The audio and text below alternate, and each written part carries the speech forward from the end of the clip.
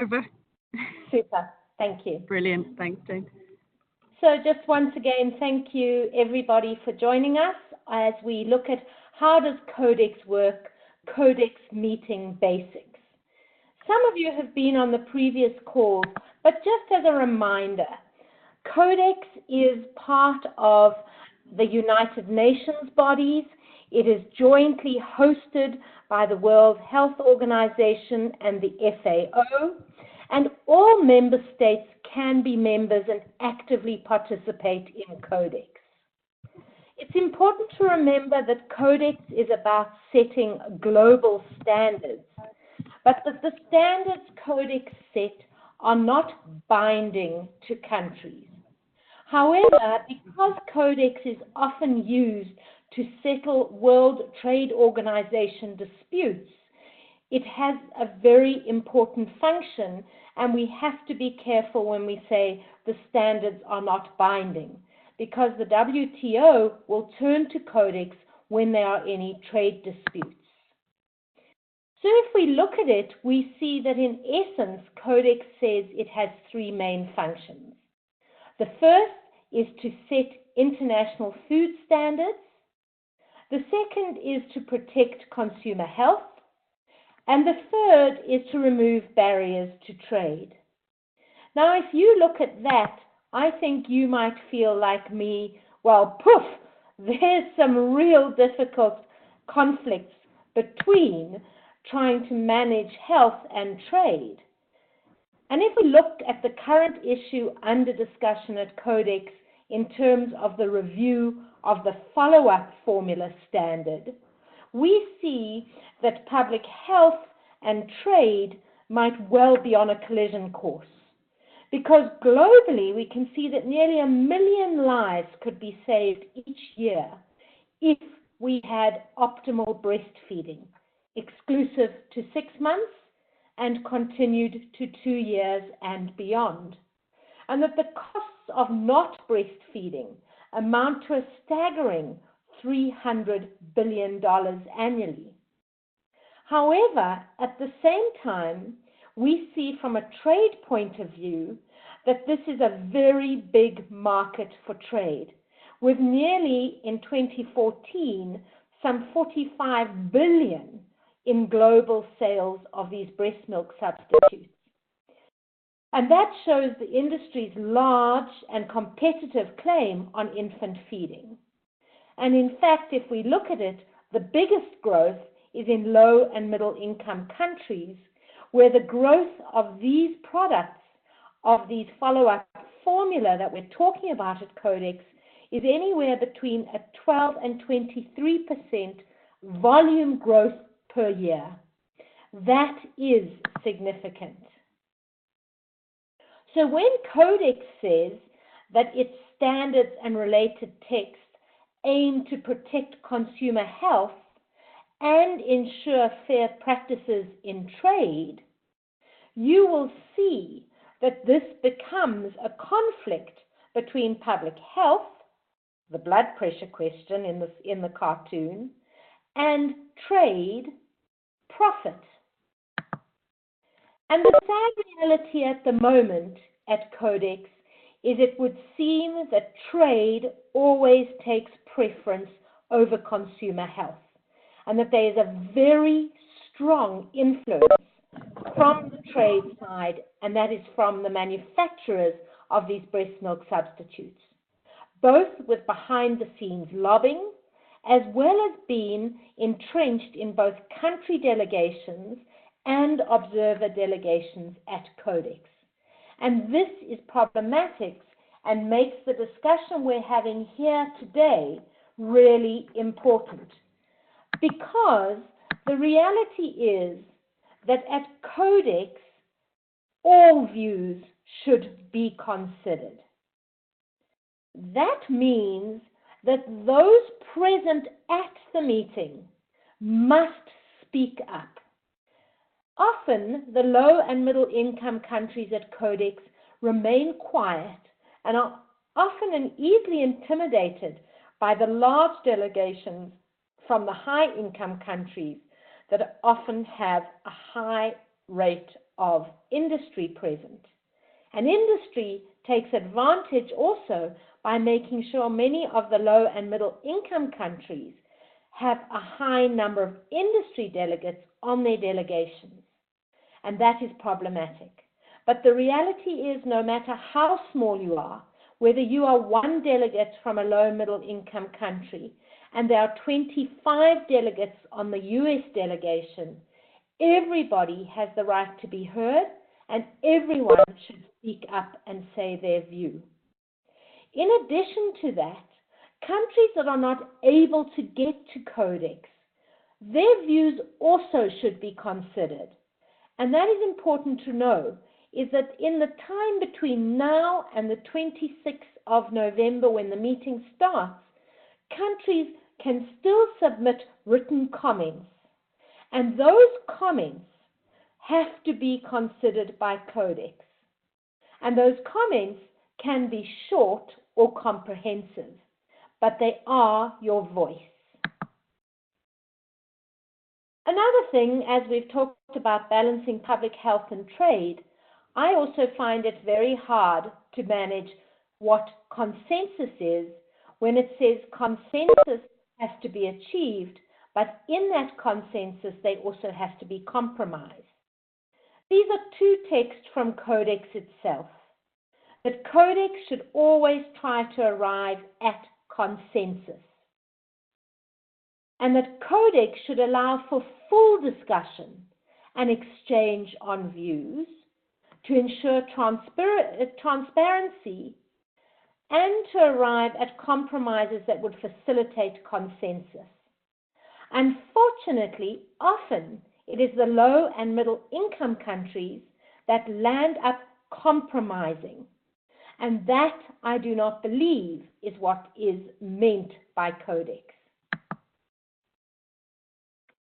So when we continue, Codex says it's about consensus. It is also very clear in these two texts that ensuring matters are not progressed if relevant concerns and adequate compromises have not been worked out is also key at Codex. So for this reason, the conversation has to continue and there has to be good discussion. And to that last point, Codex is trying to say it should increase the involvement and participation of developing countries. And for that reason, developing and low middle income countries should not be bullied. And they should be prepared to say there is no consensus and we cannot move forward if they feel their voice is not being heard and that they are the ones always making the compromise. So Codex also says that it has these three important points. That Codex consensus and decision-making should be established on current data. And wherever possible, it must ensure that there is exposure to information from the developing countries. So it cannot only be evidence in the developed and high-income countries that, for example, breast milk substitutes are not follow-up formula in their countries. If in the low and middle income countries, breast milk substitutes absolutely include follow-up formulas.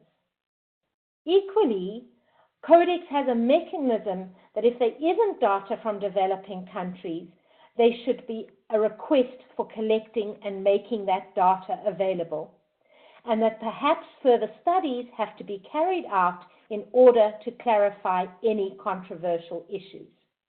Of course, important in that is that when any further studies are asked for, we need to be very careful to make sure that those are carried out by independent bodies that do that further research. And there's always the problem when Codex says that is, one, it extends the timeline, and two, what it does is it means that we have to call for that research, and who's going to fund that research becomes a question. So having said that as really the background and wanting to make sure people realize how important Codex is and how difficult the Codex is, every word at Codex matters. So it is really critical that each word and its implications are considered. Because very often, high-income countries might propose wording that looks fairly innocuous at first glance, but later on one realized there was an agenda behind it and it could be interpreted in different ways. So it is certainly important for any country going to Codex that they know exactly what they don't want, that they know exactly what they do want, and that it is clearly stated. And that is perhaps one of the absolute key issues. Many countries know what they want, but they don't state it. Or they are unaware of what they don't want and therefore can't pick it up when it is stated by someone. So if we take a look at the moment, what we see is that this particular standard, this review, started in 2011. So we've been going at it for a number of years. Where are we now? We have had an electronic working group that has been working consistently this year, and they have provided feedback. And this feedback will be discussed at the meeting taking place from the 26th to the 30th of November this year in Berlin. And it is hoped to advance this item to step 5. I will show you the step process in a moment. The hope then is in July 2019, when the Codex Commission meets, the highest body of Codex meets, is that they too will then progress this, both the scope and the labeling, to step 5. And from step 5, it is hoped that by December of next year, this standard will be completed at the committee meeting now in November, and that in July of the following year, 2020, the Codex Commission will sign off and this standard will be finished. For those of you that are new to Codex, I have pulled this from a Codex document which explains that Codex has this 8-step process. And it will show you how currently I've referred to some things being at step 3, some at step 5, and some at step 8. And you can see that once you start moving to step 5, you are very close to conclusion. And it's very difficult then to move text backward. So text that we're talking about now is at a very critical stage for countries to speak up and say their opinion, because soon it will be difficult to reverse anything that is in the standard. So that means the time has come for the low and middle income countries to truly speak out. Because the reality is the issue of promoting, protecting, and supporting breastfeed is most important in low and middle income countries, because they are the countries that they have the biggest gap in their health outcomes towards the targets that have been set by the World Health Assembly. They are the countries that are the growing market for these kind of products. So we can be sure that the breast milk substitute manufacturers will continue to pump money into promoting these products in these countries. This opportunity at Codex is almost the last opportunity we will have in order for low and middle income countries to make sure that their voice is heard. Why is the Sun Civil Society Network hosting this webinar and the other 2 that have happened in the series? Is because civil society needs to act as the link to those that should and do attend Codex to the very important issues that are on the table and will be discussed at the meeting. And in doing that, civil society needs to realize that it is not always our health colleagues that attend Codex Alimentarius. It is often agricultural colleagues that we don't even know and who certainly don't know the issues around the protection, promotion, and support of breastfeeding.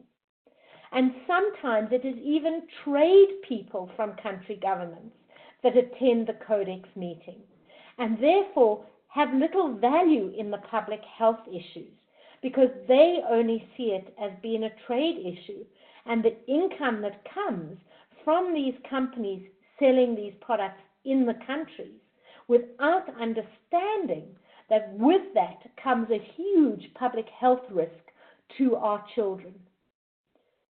So going forward, I want to stress that the Codex focal point for each country is the gatekeeper, because they are the person who has received the notification that these meetings are happening and is the person who submits the country comments. So we as civil society, in the few weeks we have left, need to be making sure that we try and ensure that if our colleagues are health, that they have spoken to the trade and agriculture people if necessary, and certainly have made sure that the Codex focal point has submitted a comment that they might write. So what is happening both now and at the meeting? Right now, in this intense period before the meeting, the feedback on the results of the work on the revision that has been done by the electronic working group has been circulated to countries as a report, and I've given the name of the document there. So the document of the proposed working group is up for discussion at the moment and has been circulated. And this is what countries have to comment on using an online platform for submissions. And this is where I said it is key one that countries comment. Their voice counts, even if they're not at the meeting. Submitting a comment is critical. That comment can be very simple, or it can be extremely comprehensive. If it is simple, the country could simply say, we do not support the following because, or we feel strongly about X issue because, or we urge that X issue and X view be considered because.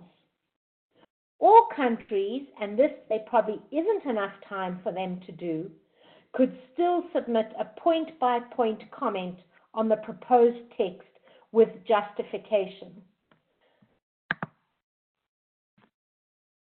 So once a comment is submitted, what I'm going to move on to now in the 20 minutes or 25 minutes that I have remaining before I open for questions is to say, how does Codex Convention work when you are actually at the meeting and as you go towards a Codex meeting?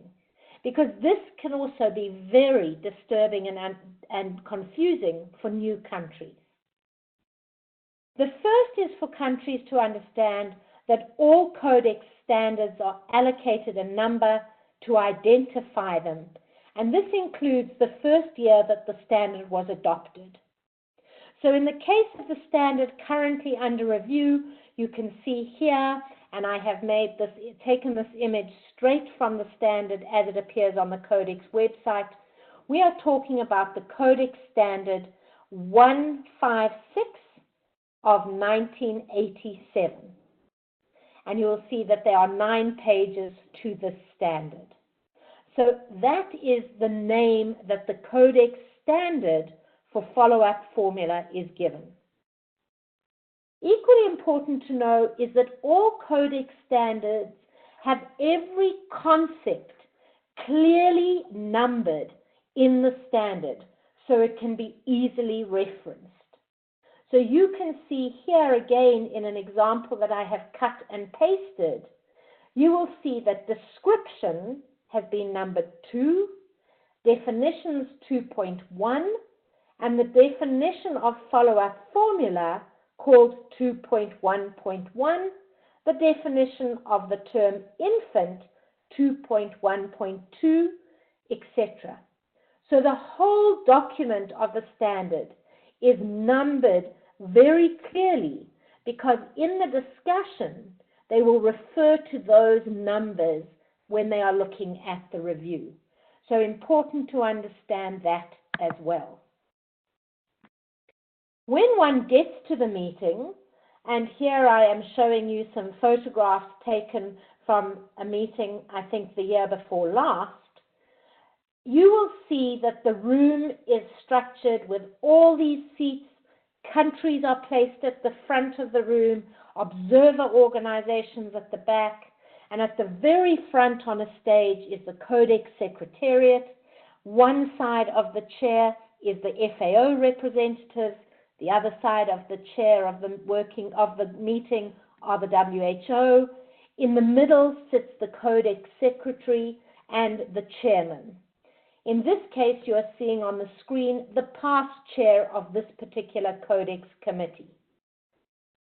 Everything that happens at Codex is on the screen, and in the case of this picture, you can see the many screens around the room. Because what is put up on the screen, as is the example I've given here, is the text that is being discussed. And when any country asks for that text to be changed, for any wording to be adopted or adapted, it needs to appear on the screen. And that's going to be important for low middle income countries to remember, is that if they make a statement and they suggest proposed text changes, if they don't see it appear on the screen, it means the Secretariat has, for whatever reason, not captured it.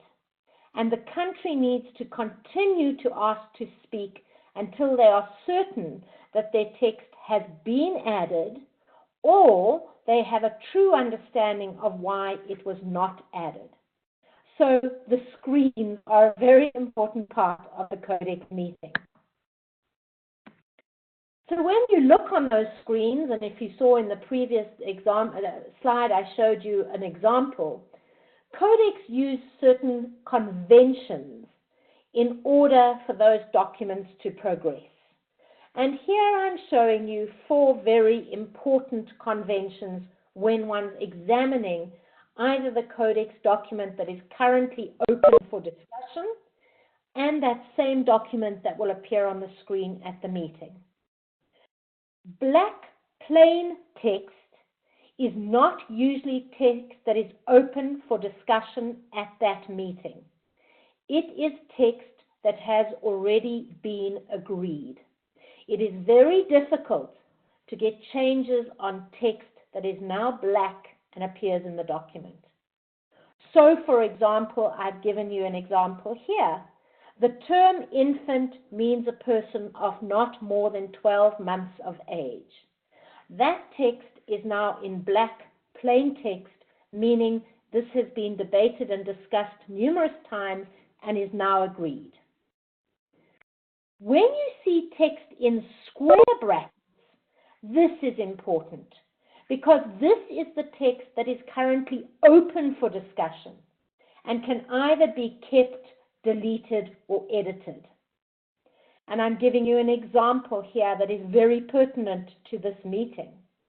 We will see on the screen this year text that says, and this is the definition of infant formula, follow-up formula for children 6 to 12 months. It will read, it means a product manufactured for use as a breast milk substitute, as a liquid part of the, and then there's more text. The important part I'm trying to show you is that the word breast, as a breast milk substitute phrase, is in square brackets. That means that that text could still be deleted, or it could be changed to read something else. Or we could simply say that the square brackets should be removed. Then the text will be like the text above, where it is more plain text, no longer open for discussion. So text in square brackets is very important, and just because it's in square brackets does not mean that text is yet finalized and defined. Many might look at this and see, oh, this is great, they're going to be seen as a breast milk substitute. No, it's still in square brackets. Sometimes you will see square brackets with a strike-through deletion, like I've shown you there.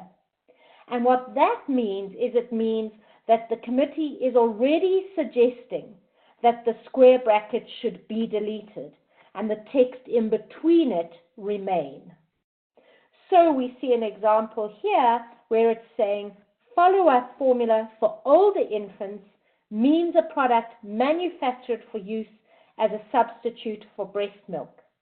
The committee is already suggesting that there's been a lot of discussion, there's some direction towards consensus that those square brackets should be removed. In this case, of course, we would be delighted because this is one of the things we would like to achieve. But until they have been removed and deleted, it's not a given. Then what you see as the fourth example here is text with a strike-through in square brackets is text that is proposed to be deleted. So what you are seeing here is, I've given an example where I said this text is to be deleted. In other words, anything that was written in those square brackets with a strike-through would tell you that the suggestion is that it all be deleted. Still open for conversation, but important to note, it's meaning there is almost consensus this text that was in square brackets is not being approved by the majority of people in the room. To continue, often when there's text in square brackets, you will see two words divided by this particular sign. What that is indicating is that a choice has to be made by the committee between the two words. So in this example, there is a discussion as to whether the word should or shall should be used in this instance. In other words, they're discussing whether the text should read, whatever, whatever, should be presented as follow-up formula for older infants, or whatever, whatever, shall be presented as follow-up formula for older infants. And you might be rubbing your head and wondering, what's the difference be should or shall? But as I have said to you, every word matters. Shall is often considered as much more weighty than should. The next one that you might see is text with a strike-through, and this is text that is being proposed for deletion. So this is text that is not under discussion, but is just suggested. The only discussion is whether it should be deleted. And here is an example of one where we would very much like to see this followed through. It's talking about a product specifically manufactured for use as a substitute for breast milk. And it's been proposed that the word specifically be deleted. So it would mean the text would read, means a product manufactured for use as a substitute for breast milk. And in our instance, we would be delighted to see that specifically moved because we believe the word specifically is implying a benefit for these products, which the world has already agreed is not necessary. And then you will see this one where I say text in bold and underlined is proposed new text, where there's discussion about adding a word. In this case, there's discussion about whether the word potable should be added before water. So you can see that there are a lot of issues, and the document will be worked through bullet by bullet, 2.1.1, looking in the square brackets, looking what's underlined, and every country has the right to have an opinion on any of those texts. However, what I need to explain to countries is that for every comment you make, there are 4 critical issues. The first is you have to keep your comment short and be very clear. Codex generally allows countries no more than 2 to 3 minutes to make their point. If your point cannot be made in those 2 to 3 minutes, you will be cut off, you will be asked to stop speaking, you will lose your opportunity. So comments have to be short and clear. Secondly, for every comment, there needs to be a justification. For example, we want to see these products defined as breast milk substitutes. We want that text to remain. We therefore want the square brackets to be removed. Why? Because in our country, these products function as breast milk substitutes.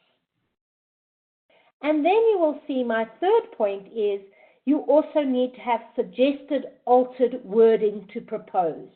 It is no good to say, we do not like this wording, unless you can say, we do not like this wording, but we would like the wording to be X, Y, Z.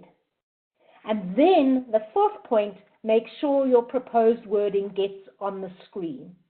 And this is where civil society has a very important role to play in monitoring at the meeting, because we notice very often the voices and the requests of the low and middle income countries do not get put on the screen.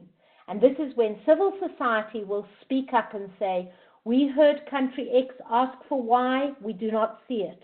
Or we believe 6 countries have asked for this text and it's still not appearing on the screen. That's the role we play at the meeting. So in the few minutes I have that remain, I want to remind you that there are 4 critical issues that need to be discussed at Codex this year and where we need to make sure voices are heard. And for each of these, Helen Keller International has a briefing document available in English, French, and Spanish that I will give you a link, can be downloaded and shared, where the details around these are very clear and that countries can refer to. So the first one is that we are asking for the follow-up formula standard to be a single standard divided into 2 parts. There is discussion as to whether it should be a single standard in 2 parts or whether it should be 2 separate standards, one for the age group 6 to 12 and one for 12 to 36 months. We believe there should be 1 standard because 2 standards opens up the door for the 2 categories of products to be considered differently. And we know that the manufacturers and many of the high-income countries do not want the 12 to 36 months product to be seen as a breast milk substitute. However, we have to be a level of flexibility because we talked about consensus through compromise. So as a second option, we might be prepared to opt for 2 standards. But let me start off by saying why we do not believe there should be 2. Because it was already agreed it would be 1. There is precedent for a single standard. It makes sense for the 2 products that are conceptually similar to be seen together. And as a result, we would have 5 very differentiated but good standards for foods for infants and young children. However, if the committee does decide that there should be 2 separate standards, then what we need to understand is that the labeling and additional labeling requirements of both standards then becomes critically important. Because if the 1 standard that is for the 12 to 36 months does not change what they have in their labeling section, then the WHO guidance on ending the inappropriate promotion of foods for infants and young children will not be covered. And it is critical that that guidance is covered. So we have our first option is a win, one standard.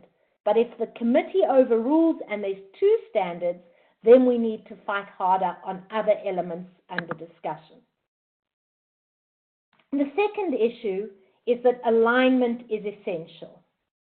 So the ask that we have is that either the preamble for the standard or the scope for each category of products must either make specific reference to the World Health Assembly Resolution 69.9 that warmly welcomed the WHO guidance on ending the inappropriate promotion of foods for infants and young children, or if it doesn't make specific reference to 69.9, it must make reference to these four important global documents: the Code, the Global Strategy, relevant WHO guidelines and policies, and relevant World Health Assembly resolutions. What is the justification for this ask? Well, it's because there should be alignment between World Health Assembly resolutions and Codex documents. The WHO is the parent body of both of those. It is crazy that these documents would not be aligned. In addition, Codex standards must support priority areas identified by member states, and we all know that member states have said we need to strengthen the code. In addition, WHO and UNICEF recommend continued breastfeeding to 2 years and beyond. We cannot only protect and promote and support exclusive breastfeeding. We need to be doing the same for continued breastfeeding. And the reality is, the promotion of follow-up formula undermines continued breastfeeding and cannot be accepted. The third ask that we have from everybody in this meeting is that all follow-up formula are breast milk substitutes and should be defined as such. Therefore, if you look at the text up for discussion that will be on the screen on the product for the 6 to 12 months age group, you will see here that what we would like is what is being proposed. The square brackets are being removed and the word specially is being deleted. And the words as a substitute for breast milk are being retained. So this is the win that we would like for the 6 to 12 months. For the 12 to 36 months, you will see there is a lot to be discussed. Still, the name for this product has yet to be discussed. There's text in square brackets that is being suggested to be deleted. There's text in square brackets that's suggested to be maintained. So there is still a lot of discussion around this definition. And what we are showing you with the tick is the definition that we would like to see going through as the definition for this group of products, where the breast milk substitute remains. And that's the really important part. If the committee does then decide, and we are overruled, that the breast milk substitute part goes, then once again, all the labeling and additional labeling requirements become critical. Why? Because if they haven't been defined as a breast milk substitute, which would require them to comply with the conditions of the code, then we have to make absolute certainty that the recommendations on the WHO guidance on ending the inappropriate promotion of foods for infants and young children are included in the standard. And the only way they can be included in the standard is through the labeling and the additional labeling section of the standard. So you will see, and I won't go through this in detail, but what I'm showing you here is that all the elements of the WHO guidance are what are these bullets, and what I've put in bold is where they are either already covered in the standard that we're reviewing or where they would need to be added. So you would see that if these are not defined as breast milk substitutes, and in fact, even if they are, these issues should be clearly defined and added in the labeling text of the standard.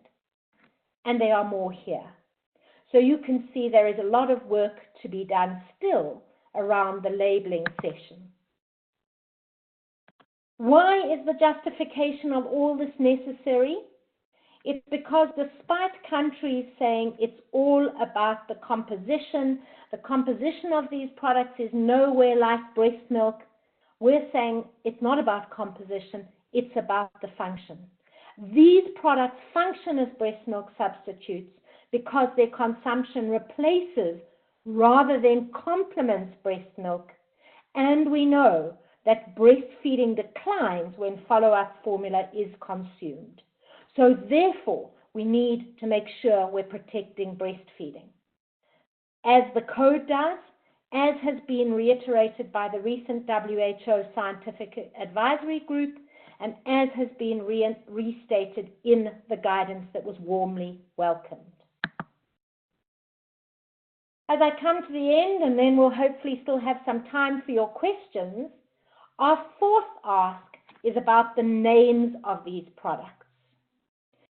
So here you will see that the name of the product for the 6 to 12 months has almost completely been decided and finalized, that it will be follow-up formula for older infants.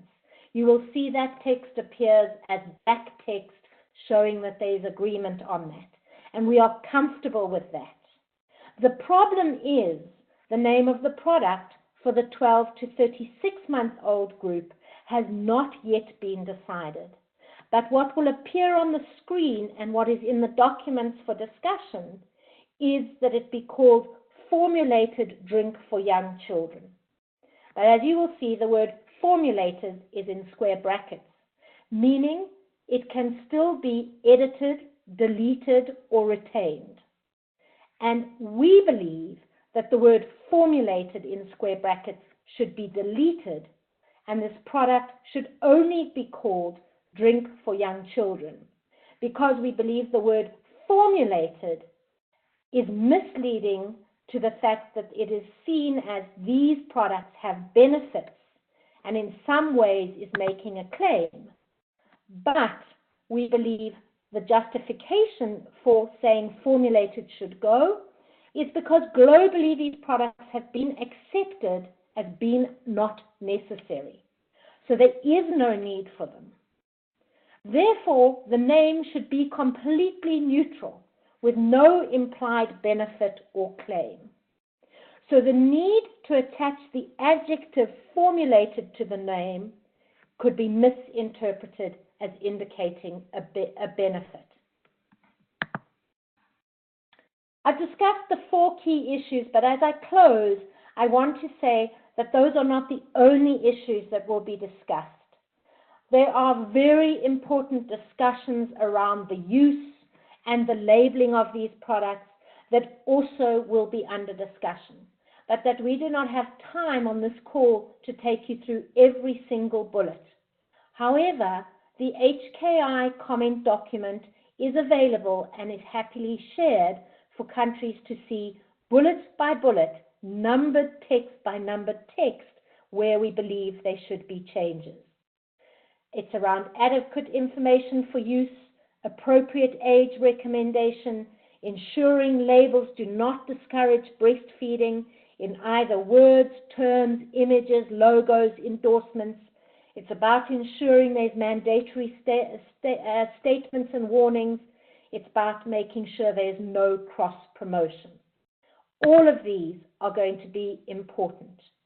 And here is an example of the kind of text under discussion, that the terms humanized or maternalized or other similar terms should not be used, something we would fully support.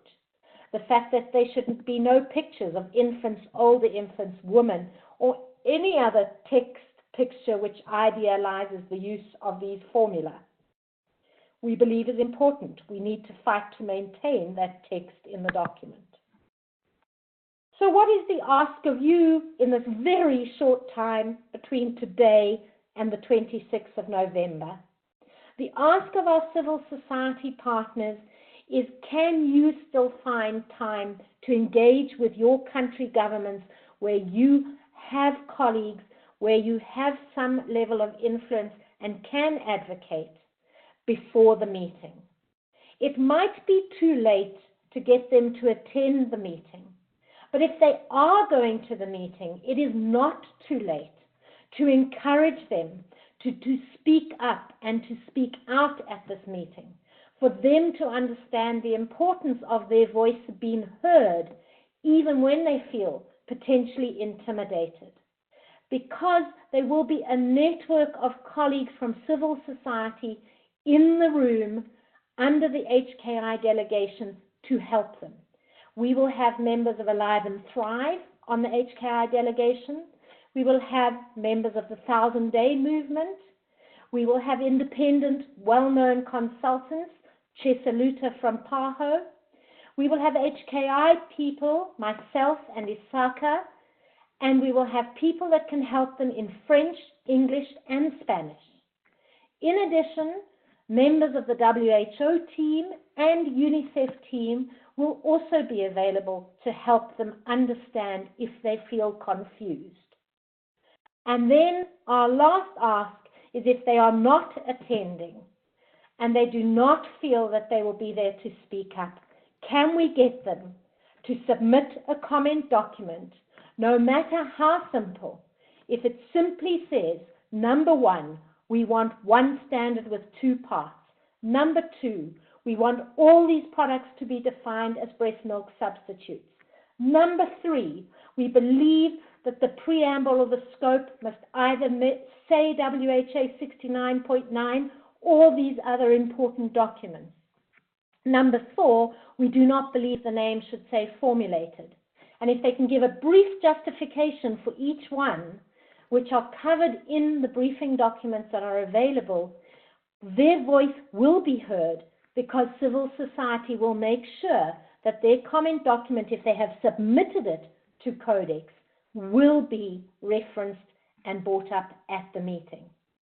So it's a big ask of you, but to help you, HKI, through its assessment and research on child feeding project, has policy briefs available on the 4 critical issues.